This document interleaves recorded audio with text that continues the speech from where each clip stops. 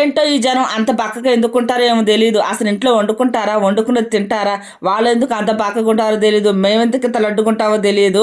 ఇంతగానో టేస్ట్గా పచ్చళ్ళు చేసుకొని పళ్ళు నిండా కూడు పెట్టుకొని తింటా ఉంటే ఏం తగ్గుతుంది చెప్పండి. సరేలేండి, బక్కగా ఉన్న వాళ్ళు ఈ జన్మకు లడ్డు కావరు, మనలాంటి వాళ్ళు సన్నగా అవలేము. గోంగూర పచ్చడి ఆల్రెడీ నా ఛానల్లో ఉంది, కానీ అంత దూరం పోయి ఎవరు ఎదుగుతారు చెప్పండి.